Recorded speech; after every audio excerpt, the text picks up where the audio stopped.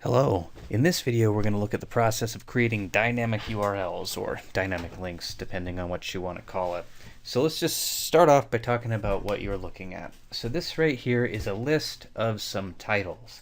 These titles come from an underlying table, and the table looks a bit like this. So there's a table called games. You can see they've got titles. There's something about an image. There's a genre. There's a console. So basically this page is a list of the titles of some things in a table stored in a database. And so what I want to do is I eventually want to link these to detail pages, and that's going to be the second part of this video. If you want to think of it as having two parts, I do. So I want to show you how to make these into relevant links. So let's start by looking at what the code looks like. So I've obscured a lot of it. The underlying query is up here, right? Select star from games, and that's where I get all the information from. And then I display the information down here. I have other videos where I show you how to display the results of a query, and that's kind of the underlying key skill here. But basically what happens is there's a repetition, a loop right here. And so I've gone over this before, and basically I fetch the results one row at a time, and I spit them out here with an echo, and all I'm spitting out is the title of the game. Like I said, I want to make this into a link to a specific page about that game, so I want to build onto it a little bit. For those of you that haven't seen my previous video, which would be displaying dynamic content, notice these curly braces. Where those come into play is when you are echoing something out in double quotes. If you want to index into an array, like I've done right here, it needs to be surrounded in curly braces. So I'm spitting out the title of the game with a line break and a new line character. So if you want to make a link, basically what needs to happen is not just that title, but I want to open up an anchor tag, and I want to close the anchor tag. Right, don't worry about that line break. Typically we don't need those after an anchor tag, but I'm just trying to show you what you need to do, not the optimal way of doing this. That makes it into a link right there. However, you never have a link without an href attribute. Well, I guess you could, but you probably don't. So I'll say href equals, and so this is where I want to link to some page. Now that page is a page I've already created. That page is called details.php. All right, so at this point, I'm going to save, and I'm going to refresh where I was at, and now these things are links. The problem is, and you can see this, if you hover over them, you can see the address down in the left-hand corner. So this links to a page called details, and this links to a page called details, and this links to a page called details.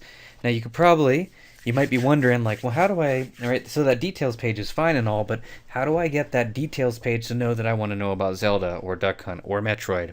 Right? And so how this works is basically what we need to do is we need to get the ID of the game and somehow pass that to the details page. So we've kind of created a link, but it's a worthless link. So we need to find a way to get that image ID into that URL. So let's look at that.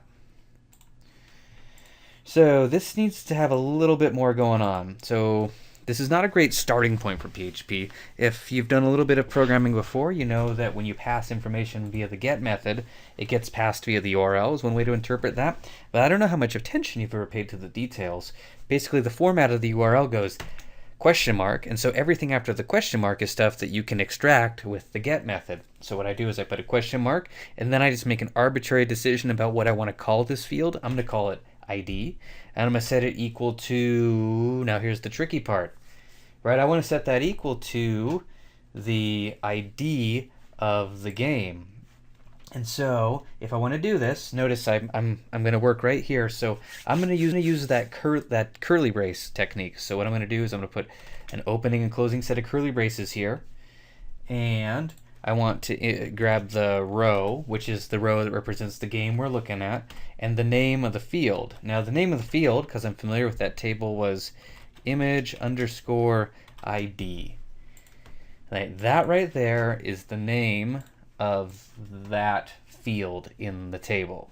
So it's kind of an ugly thing to look at, but basically the other way to do this would be just with straight concatenation, which I think is a little bit harder. I'm a fan of the curly braces. So for each image, that title, which is already there, we're just wrapping it in a set of anchor tags, and each anchor tag has the same href up to the $sign and the ID, and then we just concatenate on the ID. So I'm going to save that and show you the result, and we are almost there. So I'm going to refresh this page, and it doesn't look like anything changed a whole lot. But now if I mouse over, you see down in the bottom left-hand corner, that's ID 2, that's ID 3, that's ID 4, that's ID 5, and now when I click on this page, the detail page has already been created. I'll discuss that in the next video. It just occurred to me that I need to make this this lowercase ID, it needs to be an uppercase ID because that's what the next page is expecting. So now if I click on this page, I get the details for Zelda.